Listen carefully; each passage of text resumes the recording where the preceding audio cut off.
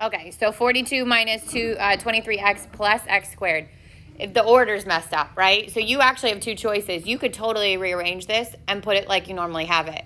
So I could rewrite it that it's x squared minus 23x plus 42, which I would say is probably the easiest way for most people to do it.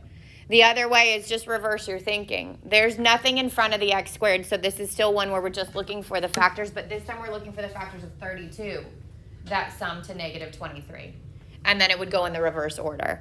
So did you get the factors of 42 that sum to negative 23? Yeah. Which is negative. Negative 2 and negative 21. Good. And then I can write it like this. Or it could have been reversed. Negative 2 plus x, negative 21 plus x. Those are both right. And the negative can even go on the x, and it's still right. The answer key says 21 minus x and 2 minus x. Is that the same thing? Right. It could also be the negative could go there. That's all the same thing. Okay. Yeah. About the first one? Any one of those answers would have been marked right. Okay. Yep. Don't let that be what throws you. Thomas. 27. Okay, do you do first and last or trial and error? First and last. So 4 times negative 3, negative 12. Factors of negative 12 that sum to positive 4. So the bigger one's going to be the positive. So I could do negative 1 and 12, right? Negative 2 and 6, and that's the one that's going to give me positive 4. I replace the middle term with negative 2x and positive 6x. And then group it. So from the first one, you can take out a 2x minus 1. From the second one, you can take out a 3. And then 2x minus 1 and 2x plus 3.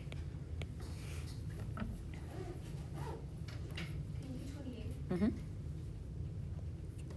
Give you a second to copy that down. Okay, so with this one, now there's a variable in the front and at the end, right? So when I go to fill in if you're doing trial and error, you're going to have the P here and the Q here. And then did you do trial and error or first and last? So first and last, I'm going to multiply P2 times 6, you get 12. Factors of 12 that sum to negative 7, negative 3, negative 4. This time when you replace the middle term, they both get a PQ.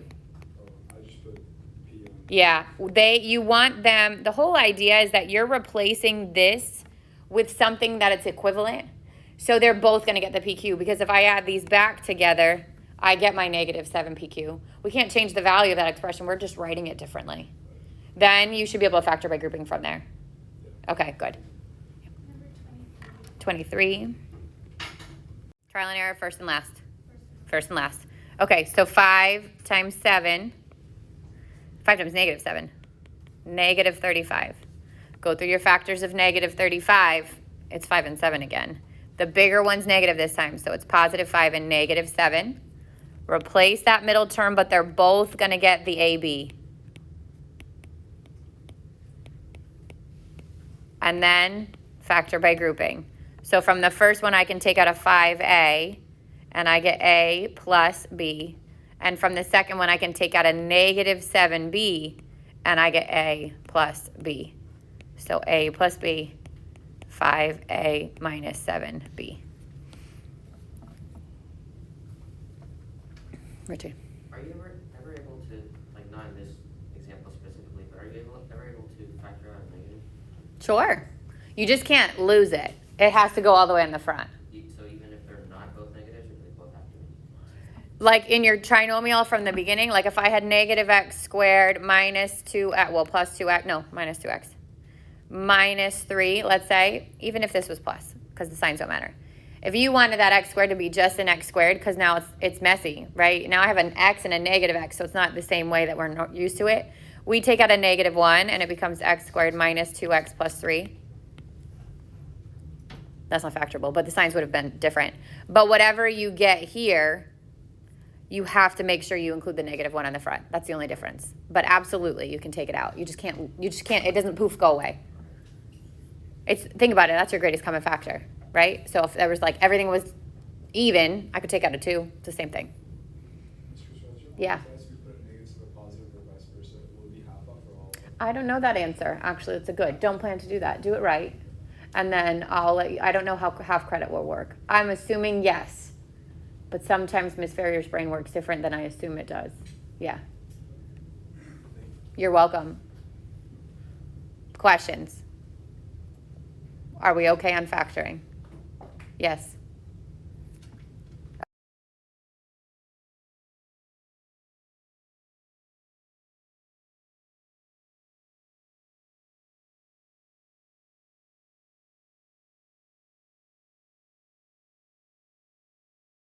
So your test covers P2, P3, P4.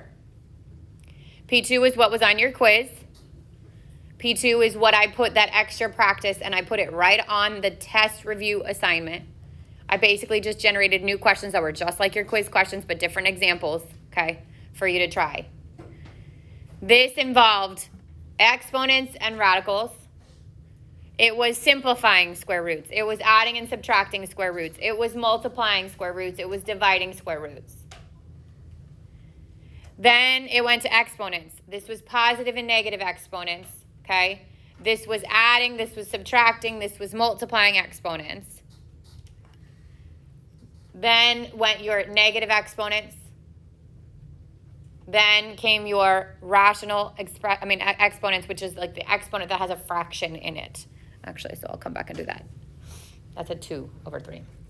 I might add some examples to this as we go, depending on what you need. But again, you're going to say, I don't understand that. I'm going to say, here's an example, and let's work it out. P3 is adding, subtracting, multiplying polynomials. So this was literally adding, combining your like terms.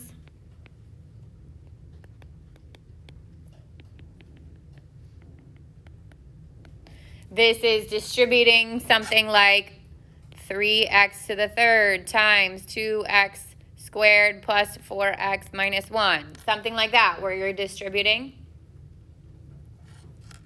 This was multiplying binomials.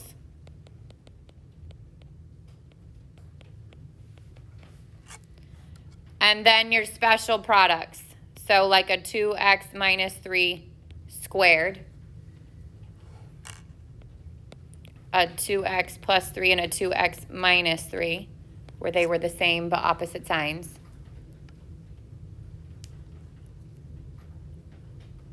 And then the cube one that I honestly think the shortcut's longer than the actual multiplying it out.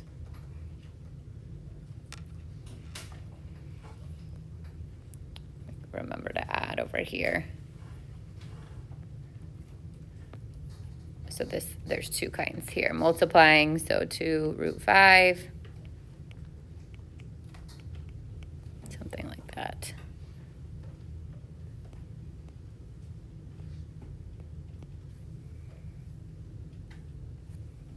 We'll go back to those examples, okay?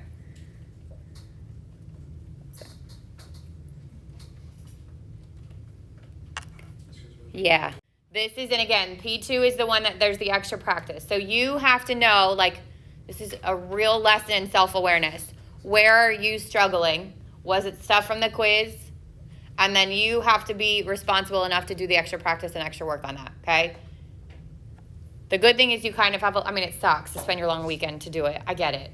But you have a long weekend to kind of catch up for those of you that are falling behind. If you did fantastic on the quiz, I would say you still want to do the test review, but maybe you don't also need to do the extra review for the quiz, okay?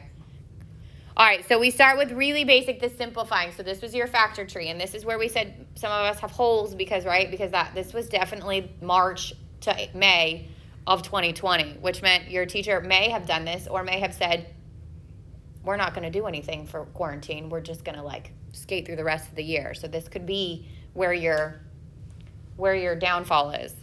So square root 120, first of all, it's not a perfect square. Even if it was, if we didn't identify it was, we could still do the same thing, which is now break this down, right? You can divide that into any two terms you want to. So what are factors of 120? 2 and 60. You could have done 10 and 12. It doesn't matter because we're going to keep breaking it down. 2 is prime, so I'm done with 2, but 60 is 2 and 30. 30 is 2 and 15, and 15 is 3 and 5. Then remember, I need a pair because this is a square root. So I need 2 of a term to go to the outside. So those 2 are going to come to the outside of the square root. And then none of these have a pair, which means they would all stay underneath the radical and get multiplied out together. So this is 6 times 5, that's 30. Yeah. If you had a number outside the radical already, would you multiply it? Yep, good question. So if this said 5 on the outside, this would be 2 times 5, and that would be 10 square root 30. Yep. But can't you like simplify that more? So 30 just breaks back down to the same 3 numbers, and none of them have a pair. So you can't. Yeah. It seems like you should be able to, but you can't. Okay, then we added and subtracted. So when you're adding and subtracting with radicals, they have to be the same radical. The number underneath has to be exactly the same. So I can combine 2 root 5 with negative 6 root 5, but I can't do anything with that 3 root 2. When I combine these, I work with just the coefficients. So 2 minus 6 means this is a negative 4 square root 5 plus 3 root 2. And order there doesn't matter. It could be 3 root 2 minus 4 root 5. They probably are not going to be that straightforward. Like there's probably going to be the simplifying first. These two questions I would say kind of are blended together. Here's a sum or difference, but they're not the same. You're going to break them down to simplify them and then see what you can combine. What do you mean by breakdown? So like if I had combined like this type of radical in this expression, you'd have to simplify that radical first to see if you can combine it, right? So maybe there's 3 radicals, 2 of them end up as root 30. I can then combine those root 30s. Yeah. Also, when does that order matter? Order, it doesn't really matter almost ever, unless it specifically says when you're doing polynomials, put it in decreasing degree. The rest of it doesn't matter. Yeah. All right, then we're multiplying. So here we would distribute, right? So I'm going to distribute this to this. When you multiply radicals, as long as they're both square roots or both cube roots, you can multiply the numbers underneath them. So this would become 2 square root 15, and then 8 square root 5. Those are not the same. Neither can be simplified, so they stay separate. You might also see a binomial, so 2 here and 2 here that you have to FOIL with square roots, but it's the same process. And then we got to dividing. So I can reduce if they're both square roots, right? So they're both square roots and they're both divisible by what? 10. I can actually say this would be 1 and this would be 2. So I rewrite that as square root 1 over square root 2, or 1 over square root 2. And then what? I have to rationalize. So I multiply both the top and the bottom by square root 2. I get root 2 over 2. Yeah. Sure. In the top and the bottom, like your quiz was? So your quiz was like 8, maybe 8 square root 10 over, let's say, I think it was in the bottom. So let's say 24 square root 20, right? So this can get reduced, 1 and 3, and then this can get reduced. So I get square root 1 over 3 square root 2. Now the 3 in the denominator is totally fine. It's the root 2 I have to get rid of. So I multiply both the top and the bottom by square root 2. And I'd get root 2 over 3. Root 2 times root 2 is 2. So 3 times 2 is 6. Yeah, you're welcome. If you like multiplied the 3 with it. It doesn't matter. You just end up reducing it at the end. Okay. Yep. So square roots can't be on the bottom? Cannot. Nope. And then you also had, and this is on that like extra quiz review, you had something like 1 plus square root 2 over 3 minus, I don't even know, square root 5. And these you had to multiply by, it's called the conjugate, but it's the opposite of the bottom. So I have to multiply both by 3 plus square root 5.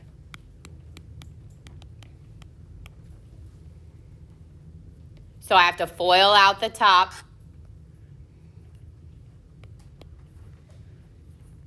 One plus root 2, 3 plus root 5. First would be 3. Outer, root 5. Inner, 3 root 2. Last, root 10. None of those get combined. If there were like terms, I would combine them, but none of those get combined. So on your quiz, there was like terms when you combine them. It was like root 5 and root 5, so it should have been 2 root 5. And then this is where the shortcut comes in handy on the denominator, but you don't have to use it. You could FOIL out that denominator. Just be careful. The shortcut is square the first term, because these are the same, right? Minus the sign in between. They're opposites. So square the first one, square the second one, and put a minus between them. So 3 squared is 9, minus the square root of 5 squared is what? 5. And that's 4. So all of this would go over 4. If you could divide 4 or simplify, if there was like a coefficient in front of all of these that you can reduce it. But this couldn't be reduced.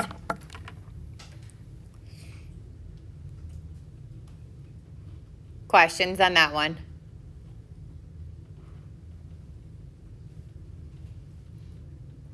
Okay, then came all the exponent stuff. So we had the basic stuff like if I multiply exponents, oh, that's a really ugly 3. Sorry. If I multiply exponents, what do I do with them? Add them. Good. That would be x to the 5th. If I add, what happens? Just the coefficients. Good. The variable and the exponent do not change.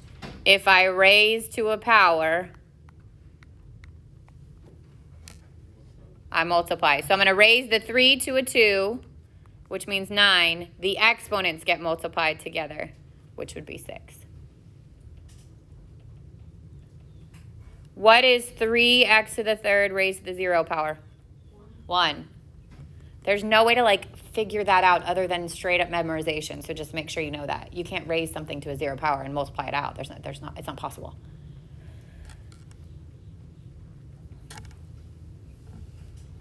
Okay, now we had negative exponents, right? What happens with my negative exponents? They move. So if it's in the top, it moves to the bottom. If it's in the bottom, it moves to the top. So if you look at this first example, these two both have negatives. Those are the ones that are going to move.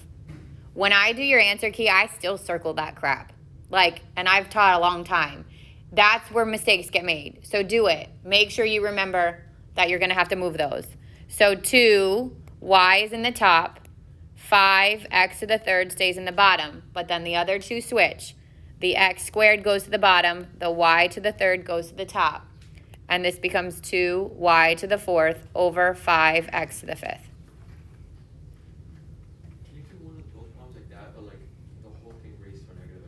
So if it's raised to a negative, and there's an example of that one on your extra quiz thing.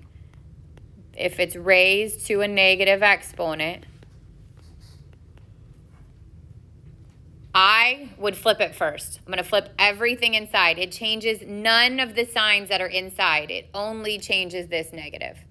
So the 5x to the 3rd, y to the negative 3 stays exactly as it is. It just moves. The 2x to the negative 2y, and that all becomes squared, right? Then I would distribute the squared.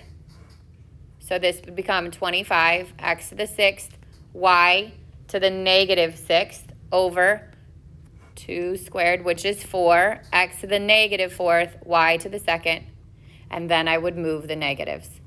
So the x goes to the top, so I get 25x to the 6th, x to the 4th, 4, y to the 6th, y to the 2nd, which becomes 25 x to the 10th over 4 y to the 8th. That's one way. The other way is move the first and then distribute in the exponent. Or distribute in the exponent. Like if I could distribute the negative 2 in, each of them get a negative 2. It just means a lot of that's moving. But it's up to you how you do that. And before you distribute the positive 2, can you just flip them? Move the x and the y? Yeah. You just can't, this is what happened on the quiz. You cannot get rid of this negative and get rid of these negatives in the same move. I can't flip it, because that's what happened. People flip this, but got rid of the negatives. That doesn't work. You're flipping it to get rid of the negative on the outside, not the inside.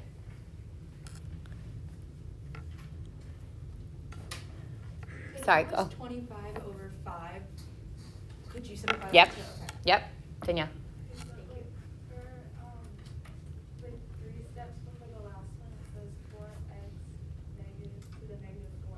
This one, Yeah, you only move the variable and exponent, you don't move the coefficient. correct.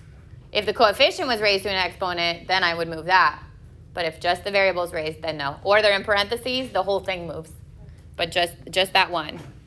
All right, so this one, the next one's kind of similar to what we did before. This would get 2 to the third, x to the third, 3 to the third, and y to the sixth, because you're raising that power to a power.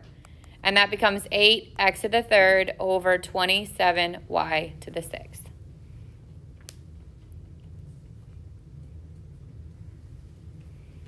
And then remember, this is the one that got some of you on the quiz, the 1 over 1,000, right? This negative says put this whole thing in the bottom. 1 over negative 8 to the 2/3. It does not switch the 2/3.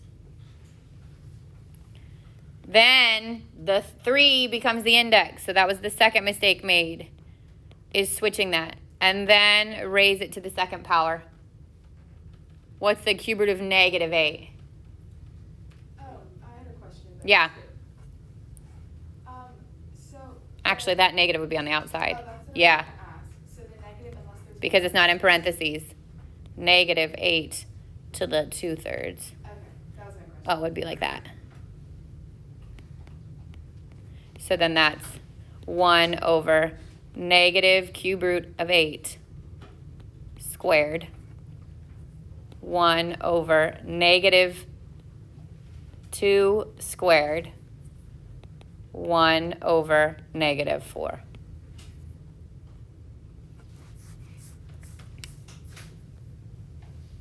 I think the one on your test didn't have a negative. That's why it was, or the quiz, it was positive. That's why it's different.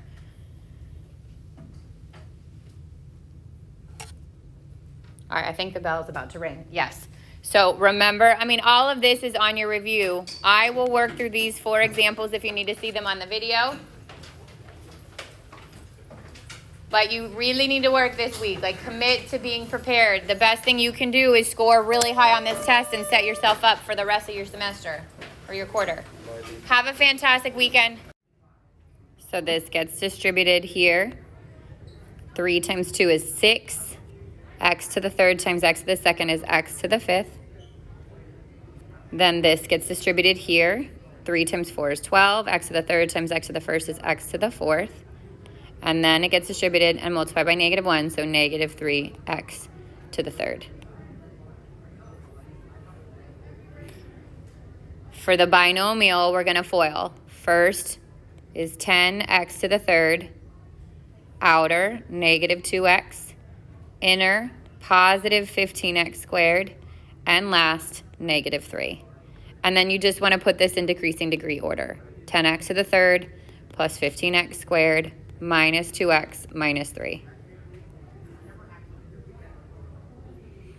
When you're raising to the exponent, squaring it, you can either rewrite it, expand it, and FOIL it, or use the shortcut, which is square the first term, square the last term, double the product of the 2 terms.